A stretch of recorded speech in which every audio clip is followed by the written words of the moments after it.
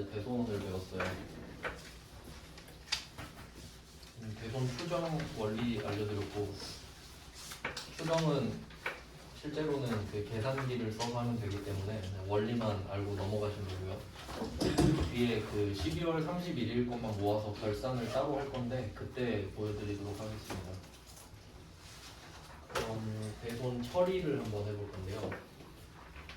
대손 처리 어제 원리는 알려드렸는데 56번부터가 그 페이지에 56번부터가 대손 처리라고 말씀을 드렸습니다.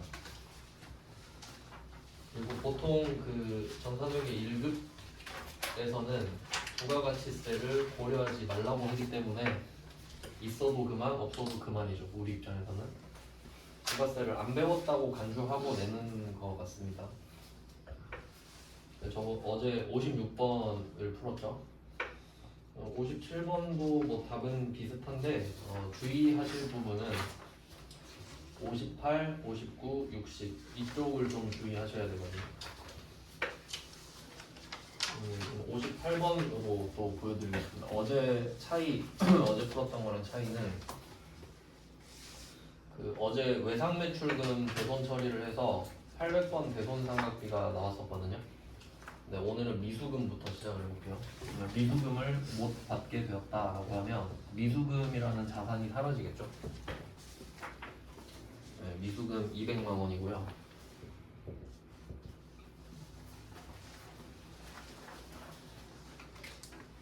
못 받게 돼서 자산이 감소한 겁니다. 자산 감소. 거래처도 같이 써줘야 되죠. 봄꽃 상사입니다.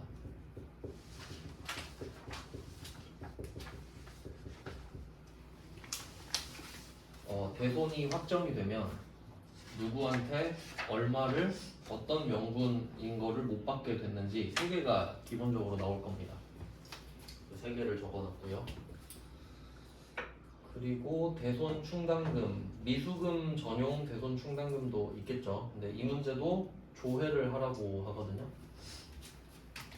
얼마인지는 모르지만 계정 과목이 미수금 전용 대손 충당금이 있다 정도는 아셔야죠. 얼마인지는 모릅니다. 근데 확실한 건 부족할 거라는 거 정도겠죠. 그래서 대손 충당금을 써서 자산 플러스를 만들어냅니다. 이만큼은 데미지가 없다고 말씀을 드렸고요. 그러면 이때 대손 충당금이 부족할 거기 때문에 밑에 추가적으로 부족분에 대해서는 비용 처리가 들어갈 거거든요. 이제 그게 900번의 기타의 대손 삼각비입니다. 이것도 뭐 얼마인지는 모르지만 계정 과목이 중요합니다.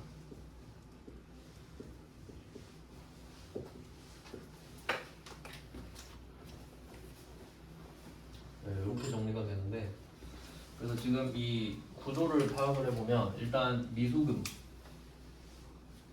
미수금이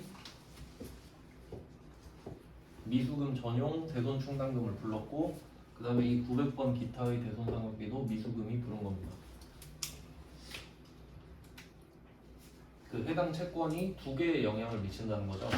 이제 그 채권이 그 채권 전용의 대손 충당금을 불러올 거고, 비용도 800번이랑 900번 2개가 있으니까 이런 식으로 정리가 됩니다.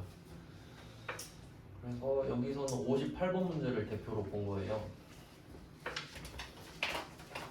어제는 56번을 봤잖아요. 좀 패턴을 잡는 거라고 보시면 되는데, 그러면 이때 58번 문제를 필두로 해서 59번, 60번까지 같은 문제라고 보시면 되는데, 이유는 아예 똑같다라고 하는 게 아니죠. 59번은 단기 대여금이잖아요. 단기 대여금은 얘도 기타 채권. 그러니까 이 미수금이 기타 채권입니다. 매출 채권이 아니니까요. 그래서 미수금, 단기 대여금, 장기 대여금 이 3개가 기타 채권으로 묶여 있다고 보시면 됩니다. 그럼 한번 응용을 해볼까요? 59번 문제는 단기 대여금이잖아요. 그러면 이 미수금 자리에 단기 대여금이 들어가면 되는 거죠. 그리고 대손 충당금 자리는 단기대여금 전용 대손충당금이 되겠죠. 그 다음에 밑에는 기타의 대손상각비가 똑같이 들어간다는 소리예요. 네, 이런 패턴대로 갑니다. 그럼 60번 문제도 마찬가지죠. 60번도 미수금 자리에 장기대여금이 들어가면 되고, 대손충당금에는 장기대여금 전용 대손충당금이 들어가고, 기타의 대손상각비는 똑같습니다. 기타 채권이라서. 그래서 요 세 개를 내면 오답률이 좀 높을 것 같아요. 보통 사람들이 800번 대손상각비를 주로 쓰니까. 그래서 이 세 문제를 좀 조심하시고, 그리고 어제 풀었던 거랑 한번 비교를 해보면, 어제 56번으로 설명을 드렸었잖아요.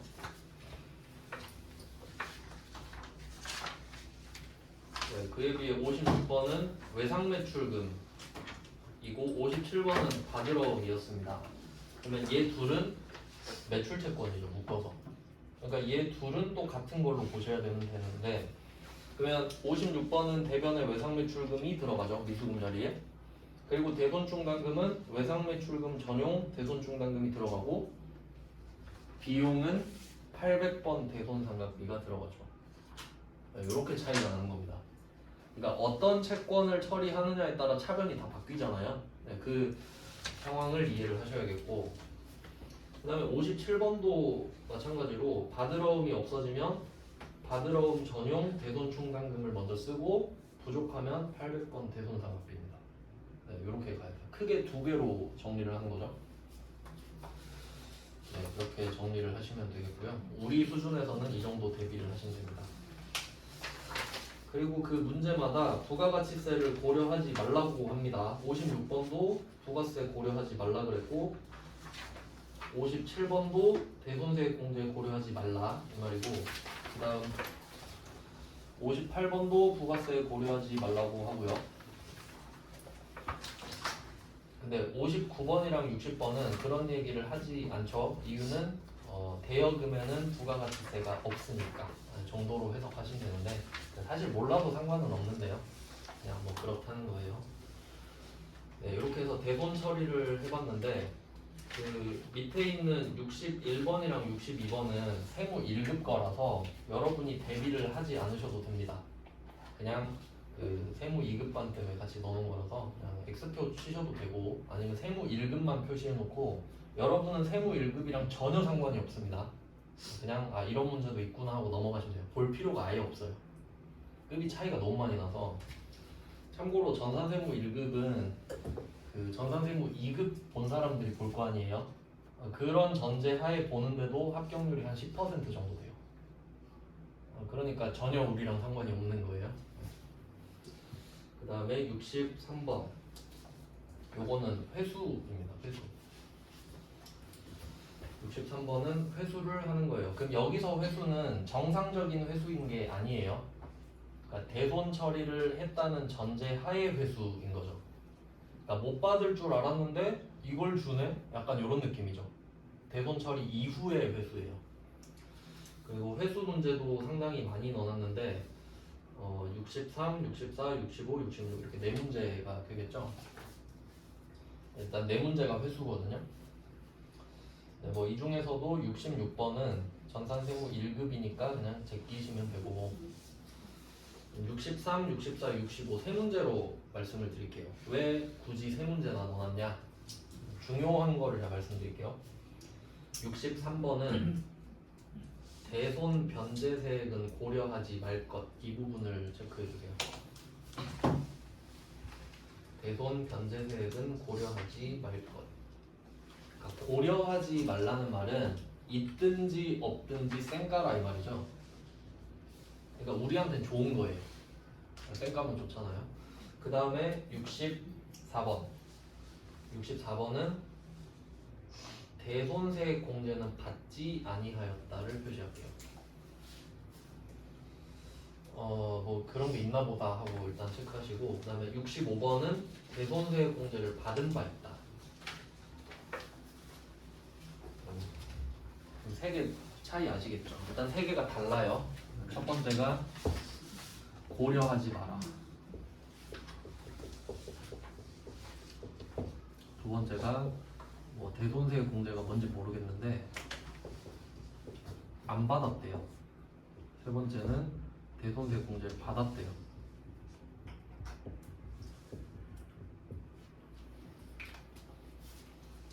이게 우리 시험범위랑 좀 상관이 없어서 좀 간단하게 말씀을 드리면, 그러니까 뭔가를 받았다라는 거는 먹은 게 있다는 소리예요. 그러니까 국세청이 나한테 뭔가 해줬다는 소리입니다. 공제가 빼는 거거든요. 공제가 빼다라는 뜻이에요. 대손세 공제 대충 좀 말씀을 드리면, 그 부가가치세를 우리가 안 배웠잖아요. 우리가 100만 원짜리 물건을 팔면 100만 원짜리 물건을 판 순간 이 금액의 10%를 내야 될 의무가 생겨요. 그래서 상대방한테 110만 원을 받아내는 거예요. 안 그럼 내 돈으로 내야 되니까. 그러면 110만 원을 받았다고 합시다. 그럼 이렇게 110을 받아서 10만 원을 내면 되잖아요. 그러니까 부가가치세는 이런 거예요. 그러니까 사업자는 손해를 보지 않는 세금이에요. 우리만 10만 원을 내는 거지. 근데 문제는 뭐냐면, 물건을 주로 외상으로 한다고 했을 때 물건을 팔고 돈을 받아서 10만 원을 내야 되는 거잖아요. 근데 물건을 판 순간 10만 원을 내야 돼요. 외상으로 줬어도. 그럼 일단 10만 원을 내야겠죠. 팔았다라고 기록이 남으니까. 그래서 10만 원을 냈거든요. 근데 이 110만 원을 못 받은 거예요. 그걸 대손이라고 하죠. 그러면 이 110만 원은 대손금이에요. 내가 못 받은 돈. 그럼 이 10만 원이 대손세액입니다. 부가가치세만 말하는 거예요. 그러면 대손세액을 돌려달라고 해야 되죠. 그럼 그게 환급이죠. 빨리 10만 원 달라고. 그럼 우리는 10만 원을 돌려받을 이유가 충분하잖아요. 내가 110을 받을 줄 알고 10만 원을 미리 냈는데 못 받았으니까 10만 원 달라고. 근데 국세청은 세금을 걷는 곳이죠. 그러면 국세청이 이렇게 말해요.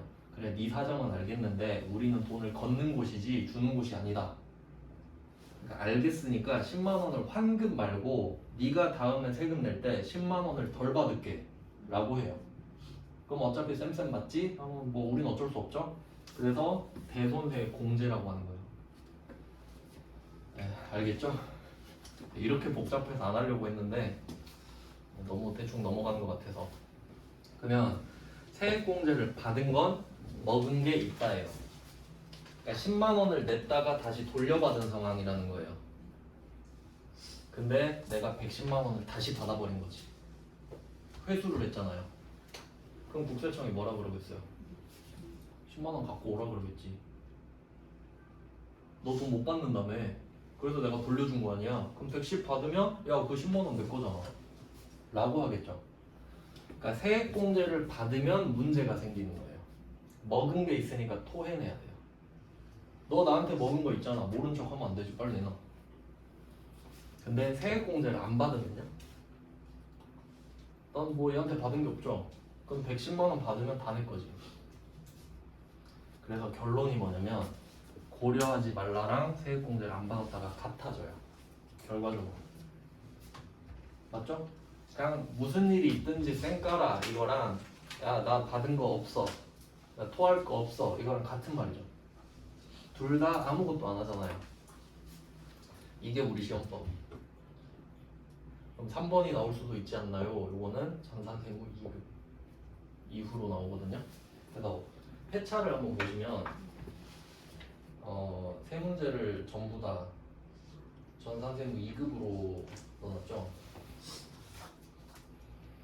그러니까 이 65번 문제가 문제잖아요. 세액공제 받은 거. 이건 세무 2급에만 나왔어요. 그러니까 회계 1급에 안 나왔단 소리예요. 아니, 솔직히 부가가치세를 모르는데 이거 내면 안 되잖아요. 그러니까 안 내요. 그러니까 우리는 이 두 개만 생각합시다.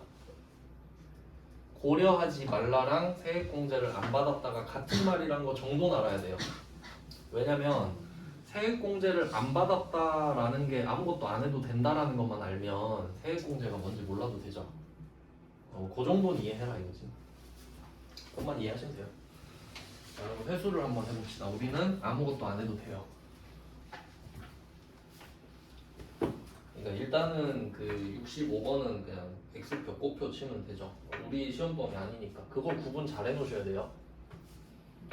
그러니까 일단은 여러분이 그 실무도 중요한데 자격증도 좀 따면 좋잖아요. 그러니까 범위를 너무 넓히고 시작할 필요는 없죠. 그러면 뭐 똑같으니까 63번 문제만 대표로 하나 보죠. 그리고 약간 그래도 좀 완성도가 있는 게 63번 보시면 바드러움이었네. 대여금인 줄 알고 칭찬하려 했는데 대여금은 부가세 없다 그랬잖아요. 그거 아니었네요.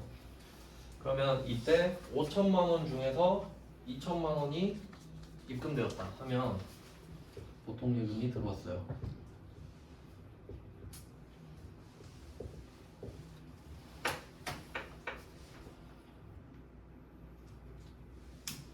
네, 2천만 원이 들어온 거 팩트니까. 자, 그리고 또 잘 보면은 이 세 문제를 넣어놨는데 차이가 있었잖아요. 근데 공통점이 더 있습니다. 63번 보면은 전기 표시할게요. 전기. 63번은 전기. 64번도 보면 전기 있습니다. 전기. 65번도 전기 있어요. 어차피 전기는 다 똑같네요. 왜 이게 표시를 하라고 했는지 설명을 드리겠습니다.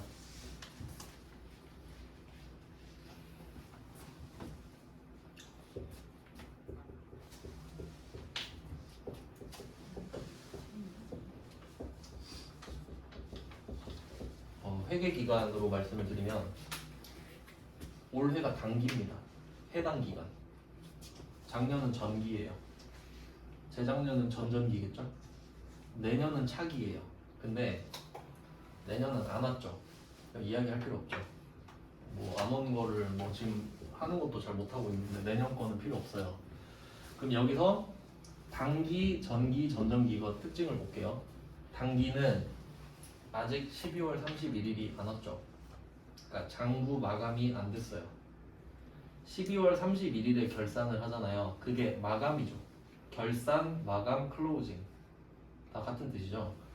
그러면 단기는 12월 31일이 안 왔기 때문에 수정이 가능하다. 장부 마감 안 했으니까 수정 가능.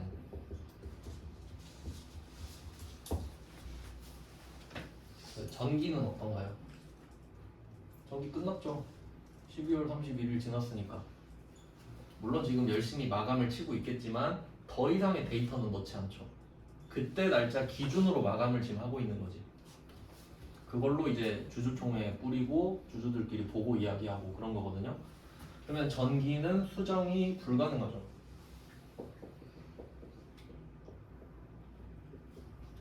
전전기는요? 당연히 안 되죠. 그러면 이제 연도가 몇 개든 간에 딱 두 개로 나눌 거예요. 단기와 전기 이전. 이 두 개로 나누면 끝나죠. 그럼 무슨 기준으로 했냐? 수정 가능 여부. 단기는 가능하고 전기는 불가. 전전기도 마찬가지죠. 그럼 이제 전기랑 전전기의 구분의 이유는 없습니다. 재작년이든 작년이든 못 고칩니다. 끝났기 때문이죠. 자, 근데 여기서 전기를 말했잖아요. 그럼 이건 못 고친다는 소리죠. 그러면 대처 방법을 생각해 볼게요. 지금 우리가 하고 있는 게 대손 처리를 하고 그 이후에 회수를 한 거란 말이에요. 그러면 이때는 우리가 대손 처리를 할 때는 그러니까 이게 회계가 기록이잖아요. 그럼 이거를 일기로 바꿔서 생각을 하면 철수가 돈을 떼먹었다 라고 적는 게 대손 처리예요. 그러면 그 일기장에 욕 적겠죠. 철수 못된 새끼. 그럴 줄 알았다. 진작 손절 칠걸 뭐 이런 느낌이에요. 근데 한 달 뒤에 철수가 돈을 갖고 온 거죠. 아 미안해 좀 그런 일이 있었어. 근데 일기장에 써놓은 거 보면 무슨 생각해요? 나란 새끼 하면서 지우겠죠. 뻘쭘하니까. 그럼 이거는 수정이 가능하면 어떻게 해요? 수정을 하면 되지. 가능하니까. 그러니까 대처 방법을 찾는 거예요. 지금 대손 처리할 때는 못 받을 줄 알았죠. 근데 회수했으니까 결과적으로 받은 거 아니에요. 그럼 난 얘한테 돈 받은 거 아니야 결과적으로.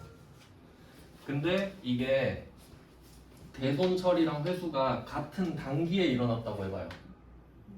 그럼 처음에 욕을 적었어도 지우면 되지. 그리고 다시 철수는 역시 좋은 애야 이렇게 바꿔놓겠죠. 그게 회수예요. 근데 전기에 대손 처리를 하고 욕을 딱 적고 작년 말에 일기장을 밀봉해버린 거지. 그리고 올해 철수가 미안해 늦었지 하고 돈을 갖고 와요. 좀 뻘쭘하지만 이것 때문에 내가 작년에 밀봉해놓은 일기장을 꺼내가지고 고치고 그럴 필요는 없죠. 그래서 안 고쳐요. 수정이 불가능하니까. 이해되시죠? 결론은 단기에 대손 처리했다 하면 고쳐야 돼서 번거로워요. 그러니까 전기로 내주는 거야. 야, 어차피 전기니까 건들지 마. 이런 느낌. 그러니까 수정이 가능하면 수정을 하라고 하겠죠. 그러면 문제는 수정이 불가한데 어떻게 할까요? 하면 방법을 제시해 주겠지. 안 되니까 내가 이 방법을 알려줄 테니까 그렇게 해. 그러면 내가 봐줄게. 이런 느낌이죠. 결론은 전기 이전이 쉽습니다. 참고로 66번을 보시면 66번은 11월 15일이잖아요. 근데 9월 4일 이야기하죠. 그럼 이건 단기예요. 회차 보세요. 전산생물 1급이죠. 고쳐라 이거예요. 그러니까 얘는 9월 4일 전표를 까서 보고 그대로 바꿔서 회계 처리를 해야 돼요. 그러니까 좀 번거로우니까 안 냅니다. 우리한테는. 한 번도 본 적이 없어요. 그러니까 전산세무 2급 문제도 다 전기잖아요. 안 고쳐도 돼요. 그러면 대변에 뭐라고 쓸 거냐? 우리 대손 처리할 때 대손 충당금을 먼저 쓰고 부족분을 비용 처리하죠. 그러니까 충당금을 쓰는 게 먼저니까 그냥 충당금을 다시 채워버려라 하면 끝이에요. 대손 충당금 이게 버스카드 잔액이라고 말씀드렸잖아요. 그러니까 우리가 버스를 타는 게 그러니까 돈을 못 받는 거예요. 돈을 못 받는 상황이 버스를 타야 되는 상황인 거지. 그러면 삑 찍으면 버스카드 잔액이 차감되잖아요. 근데 알고 보니까 버스를 안 탄 거래. 돈을 못 받은 게 아니니까. 그러면 다시 버스카드 잔액을 충전해 줄게요. 이런 느낌인 거죠. 그때 탔던 거는 사실 아니거든요. 다시 넣어드릴게요. 이런 느낌이에요. 근데 우리가 이런 말 하는 거죠. 사실 그때 1,000원은 현금으로 내고 1,000원은 버스카드로 찍고 뭐 400원은 동전으로 냈는데요. 이렇게 말을 했어요. 모르겠고 그냥 1,400원으로 넣어드릴게요.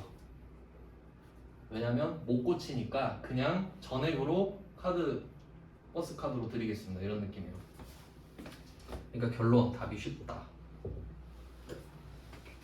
왜냐면 그 금액 그대로 대손 충당금을 올리면 되니까요.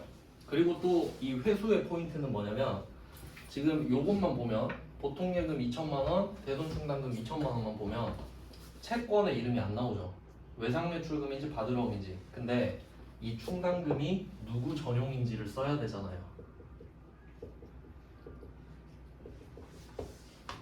자, 외상 매출금이 제가 출근 전용이라 그랬고 받으러움이 퇴근 전용이라 했잖아요. 그럼 출근 전용으로 탔던 거면 출근 전용으로 돌려줘야 되고 퇴근 전용이면 퇴근 전용으로 돌려줘야 될 거 아니에요. 그래서 이게 몇 번이지? 63번? 63번에서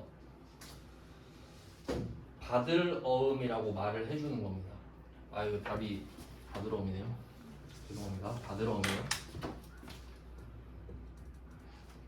그러니까 받을 어음 자체가 나오는 건 아니지만 누구의 대손 충당금인지 적어줘야 되잖아요. 그래서 그 출처를 밝혀주는 겁니다. 방금 문제를 못 푸니까요. 그래서 답은 간단한데 이렇게 주시면 됩니다. 그래서 64번도 똑같다는 거죠. 보통 예금 320, 대손 충당금, 외상 매출금 320 이렇게. 그리고 세액공제를 받은 거는 안 낼 거니까 신경 안 쓰셔도 되고 세무 1급도 당연히 필요 없습니다. 이 정도가 대본의 사이클입니다. 그래서 뭐 얘네들의 성격을 적는다고 하면 보통예금은 자산이고, 그리고 이 대손충당금은 존재 자체가 마이너스라고 말씀드렸어요. 그러니까 미리 깎여놓는 거죠. 미리 깎아놓고 나중에 안 슬프잖아요. 뭐 그런 성격이겠다. 그 어제 제가 대손 정리 안 해드렸죠. 대손해서 정리 안 했죠. 네. 정리를 하겠습니다. 그러면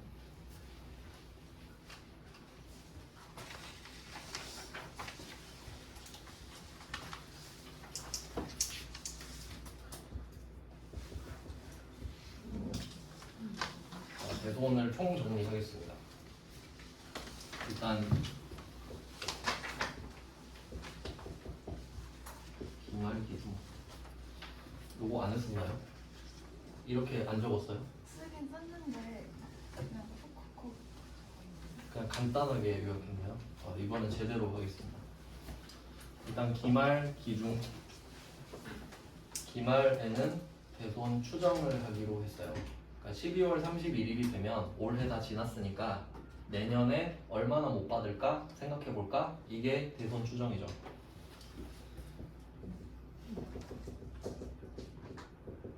대손 추정. 그럼 대손 추정이 뭐 하는 거냐? 내가 만약에 100만 원을 못 받을 것 같다. 그러면 대손 충당금을 100만 원을 채워 놓는 거죠. 근데 흔하진 않은데 이런 경우도 있어요. 내년에 100만 원을 못 받을 것 같아요. 근데 이미 대손 충당금이 200만 원이 있는 거지. 그러니까 난 내년에 버스를 100만 원어치만 타면 될 것 같은데 잔액이 200만 원 있는 거예요. 그럼 100만 원을 재테크 하는 게 나을 것 같은데 빠꾸시키면 되겠네 이 생각을 할 수 있죠. 그러니까 내년에 못 받을 것 같다고 생각한 금액으로 맞춰 놓는 거예요. 그러니까 더 할 수도 있고 뺄 수도 있는 거지. 그래서 결론은 대손 충당금을 더하거나 빼는 작업이거든요. 두 가지가 있거든요. 설정은 플러스고 환입이 마이너스예요. 그러니까 12월 31일에는 대손 충당금을 더할 수도 있고 뺄 수도 있습니다. 우리 목표 금액에 맞춰서. 더하는 걸 설정이라고 하고 빼는 걸 환입이라고 해요. 근데 주로 설정이 나오겠죠. 환입은 잘 안 나옵니다. 자, 이게 대손 추정 기말에 하는 거예요. 그래서 요거는 나중에 결산해서 다시 보겠습니다. 지금은 흐름을 보는 거라서. 그 문제가 12월 31일 것만 모아서 낸 문제가 따로 있거든요. 이때 지금 다 섞여 있잖아요, 날짜가. 그래서 12월 31일 것만 모아서 따로 정리해서 또 드릴 거예요. 올려놓을 거예요. 업로드를 하겠습니다. 그 다음에 이제 기중이에요. 기중은 두 개로 나뉩니다. 기중은 1월 1일부터 12월 31일까지 전체를 말하는데 대손 처리. 상대방이 나한테 돈을 못 주겠다고 한 거는 언제 그 일이 생길지 모르죠. 그러니까 기중, 대손 처리. 상대방이 돈을 못 갚겠대요. 그러면 적어줘야죠. 욕해야죠, 일기장에. 대손 처리. 그럼 대손 처리는 쌓아놨던 대손 충당금을 꺼내서 쓰는 거죠. 그러니까 버스카드 충전, 버스카드 사용의 느낌이죠. 그래서 이 대손 충당금을 꺼내서 쓰는 거예요. 그거를 갖다 씁니다. 충전하고 쓰고. 그럼 이 대손 충당금을 꺼내서 쓰려고 보니까 세 가지 상황이 있는 거예요. 첫 번째는 대손 충당금이 많다, 충분하다. 그럼 그냥 카드로 끝내면 되겠죠. 세 가지 있어요. 첫 번째가 충분, 두 번째가 부족, 세 번째가 없는 겁니다. 대손 충당금이 충분하면 그냥 대손 충당금으로 끝내면 되죠. 네, 부족하면 일단 대손 충당금 쓰고 부족한 건 현금 내고 비용 처리. 없으면 전부 비용 처리. 근데 이제 보셔서 아시겠지만 문제가 전부 다 부족이었죠. 그래야 두 개 나오잖아요. 대손 충당금 쓰고 부족한 건 대손 삼각비 쓰고 이렇게 나와야 되니까 이 두 개가 주를 이루고요. 회수는 사실 잘 내지도 않아요. 그래서 세무 2급별로 넣은 거거든요. 칸을 너무 많이 썼네.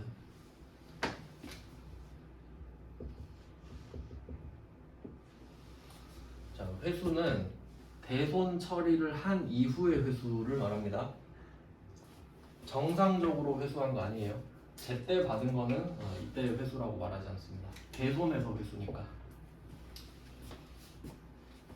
회수는 생각을 해봐야 될 게 내가 지금 회수를 했으니까 회수했다고 이야기하죠. 그러니까 회수는 지금이에요.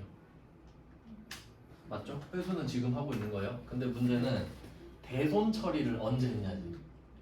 대손 처리를 단기에 했나요? 전기 이전에 했나요? 이렇게 물어봐야죠. 두 개를 비교한다 했으니까. 그래서 얘는 대손 처리 시점 이 단기냐 전기 이전이냐 이렇게 되겠죠. 근데 뭐 보셔서 아시지만 전기 이전만 세 문제.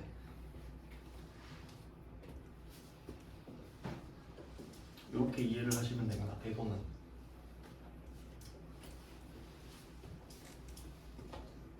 네, 전체적인 흐름은 이렇고 그리고 밑에다 하나를 더 그릴 건데 그러니까 이 대손이라는 거는 금전채권에서 발생합니다.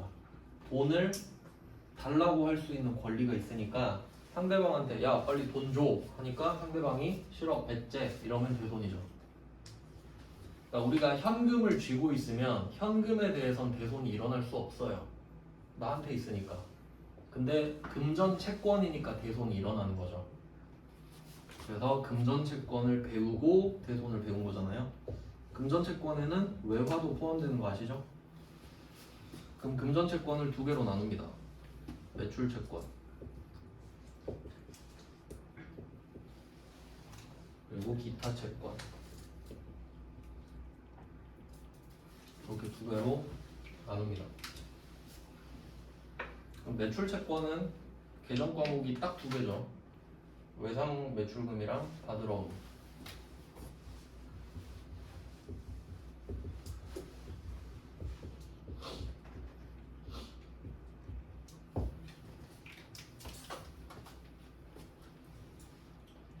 이 두 개.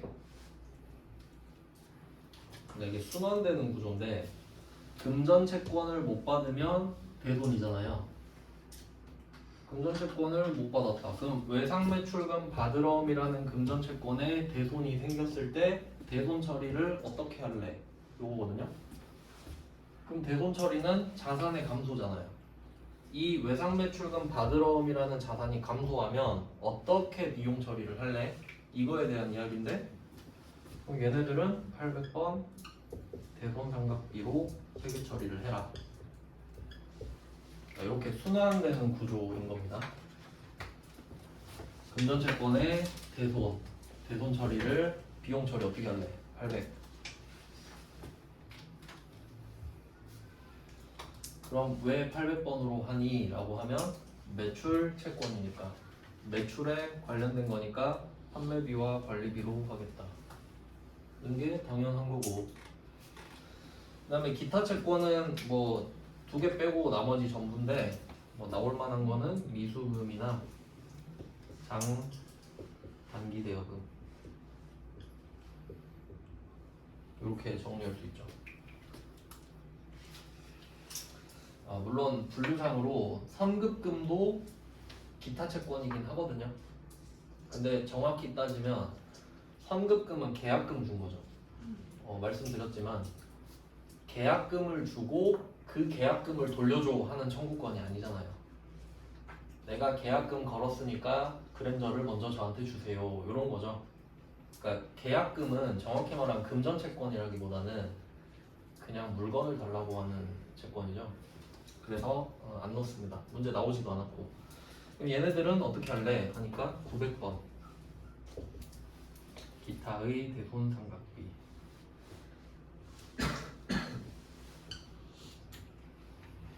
이렇게 되는 거죠.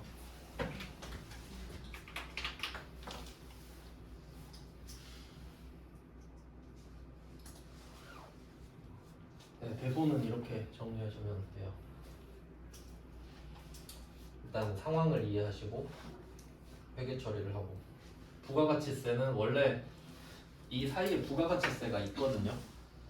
근데 우리 그냥 없는 셈 치고, 세무 2급에서 어제 딱 그걸 해서 좀 헷갈렸어요. 했는지 안 했는지. 네, 이렇게 보시면 되고, 네, 대본도 다 했습니다. 이제 당좌자산의 끝이 보이는데, 이제 11페이지죠. 11페이지가 기타 당좌자산이라고 이름을 적었습니다. 쩌리 중에 쩌리죠.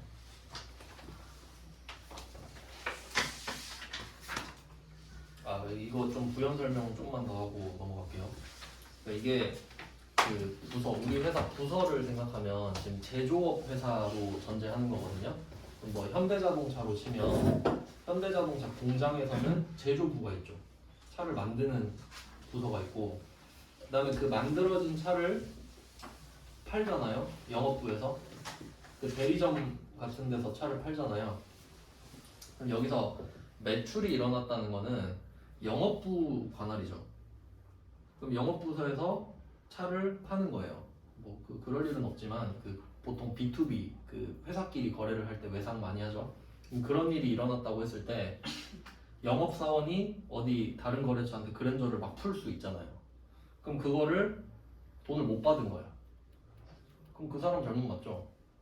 그래서 그 비용을 800번으로 넣는 거예요. 판매비와 관리비. 판매하다가 손해봤으니까.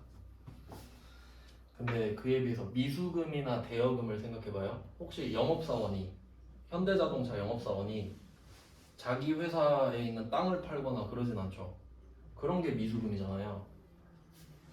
그럼 현대자동차에서 땅을 외상으로 줬다가 그 돈을 못 받았어요. 그럼 이게 영업사원 잘못이냐? 아니죠. 그러니까 800번이 되면 안 되는 거예요, 얘는. 돈을 빌려준 것도 마찬가지죠. 영업사원이 돈 빌려주고 다니진 않잖아요. 그럼 이것은 경영진이 빌려줬겠죠. 그러니까 일단은 판관비는 아니라 이거지. 그래서 900번으로 빠지는 거야. 제조도 아니니까. 그래서 900번입니다. 기타. 네, 이렇게 하면 네, 대본은 이 정도 됐어요. 그럼 지금 우리가 배운 거 다시 이제 상기를 좀 해보면,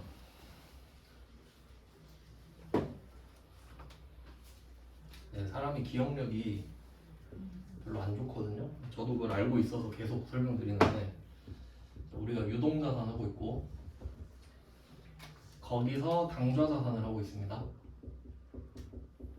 맞죠? 재고자산 아직 안 했으니까. 그럼 여기서 순서대로 현금 배웠고 처음에, 두 번째가 그 뭐 단기 매매증권 이런 거 배웠죠. 단기 금융상품. 이 두 개는 대본 안 난다 그랬죠? 받으면 돼요, 얘는. 세 번째가 채권이잖아요. 채권인데 여기 외화도 포함된다 했죠. 근데 이 채권은 못 받을 수도 있다 그랬잖아요. 그래서 이거 배우고 대손 배운 거랬죠. 이게 흐름이에요. 크게. 현금, 수표, 그다음에 뭐 주식, 예금, 그 다음에 채권, 외국, 외화 채권, 그 다음에 이 둘 다 못 받을 수도 있으니까 대손. 이렇게 하면 좀 굵직한 주제들은 했죠. 근데 이렇게까지 했는데 찌꺼기가 남은 거예요. 그걸 배우는 거예요, 이제. 쭉정이들을 배웁니다, 이제. 그래서 얘는 차마 이름을 어떻게 지을지 모르겠어서 그냥 기타 당좌 자산이라고 했습니다. 그냥 쓰레기통 정도예요. 자, 그러면 첫 번째 주제는 출장비입니다. 지금 11페이지 5문제가 다 출장비 관련된 거거든요. 한번 보겠습니다. 출장비를 어떻게 처리를 할 것인가. 67번이 첫 번째 문제네요. 8월 15일. 이 공휴일인데요. 영업부 사원 김기덕의 지방 출장비에 대한 통계가 누락된 것이 발견되었어요. 키워드는 누락과 발견이 되겠습니다. 무슨 일인지 생각을 해볼게요. 실제 상황을 생각하셔야 돼요. 그럼 여기서 출장비 사용 내역이 지출 합계가 총 30만 원입니다. 그럼 질문을 한번 해볼게요. 여기서 what 제가 처음에 what과 why에 대해서 설명했잖아요. 그게 뭐야? 라고 물어보면 답이 KTX 기차 요금이요, 숙박 비용, 기타 재비용이요, 여러 가지 비용이요, 이렇게 대답이 되는데 Y로 바꿔볼게요. 그러니까 왜 썼냐고 하면 이 세 개 묶어서 출장 비용 이렇게 되죠. 그러니까 대답은 출장비예요. 누가 뭐 KTX 뭐 몇 호선을 탔네 이런 거 안 물어보고 그냥 출장 가서 얼마 쓰고 왔니? 이게 끝이에요. 그럼 이 사람이 이걸 냈겠지. 아, 출장 가서 30을 썼구나 이렇게 되는 거죠. 근데 참 안타깝게도 이 상황을 잘 생각해 보시면은 문제 두 번째 줄에 비용은 보통예금 계좌에서 개인 계좌로 이체하여 지급하였다. 그러니까 이 상황을 이해하면은 조금 섬뜩해야 되는데 소름이 좀 돋아야 돼요. 왜냐면 30만 원을 지금 계좌 이체 해줬다 했죠. 그럼 이 돈 누구 돈으로 쓴 거예요? 김기덕이 쓴 거잖아요. 안 무서워요? 여러분 이런 회사 다닐까봐 안 무섭냐고요? 출장 갔다 와 했는데 출장비는요? 일단 네 돈으로 써. 갔다 오면 페이백 해줄게. 아니에요? 좋은 회사인가? 안 좋은 회사 같은데? 그러면 이게 김기덕이 출장을 갔다 온 건 팩트예요. 30만 원을 쓴 것도 팩트예요. 근데 회사 돈이 아니니까 회사는 관심이 없는 거야. 맞죠? 그래서 이게 누락됐다잖아요. 다시 스토리를 넣어볼게요. 김기덕이, 내가 지금 격리예요. 우리 회사 격리. 김기덕이 나한테 출장비 사용 내역을 준 거예요. 근데 퇴근 시간이어서 아 내일 해야지 하고 갔는데 서랍에 넣어놓고 가서 까먹은 거야. 그럴 수 있죠. 그럼 출장을 갔다 온 건 팩트인데 내가 기록을 안 했죠. 그게 누락인 거예요. 맞죠? 그 다음에 며칠 뒤에 발견한 거야. 아 맞다, 이거 해야 되는데 지금 이 상황인 거지. 그리고 카톡으로 보내요. 기덕씨 미안해요. 지금 30만 원 입금했어요. 지금 이 상황이요. 이해되시죠? 그러면 회사 통장 보통예금에서 30을 뺐겠죠. 그래서 대변에 보통예금 30만 원이 나가면 됩니다. 이건 확실하죠?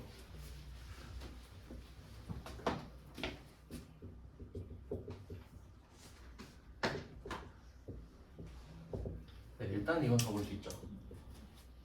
지금 계좌이체를 했으니까. 근데 명분이 뭐냐? 출장비죠? 앞에서 나왔었죠. 현금 과부족할 때 여비, 교통비, 여행비, 교통비. 그럼 이때 김기덕 사원이 어느 부서냐 하니까 영업부잖아요. 그럼 판매비와 관리 800번 여비, 교통비.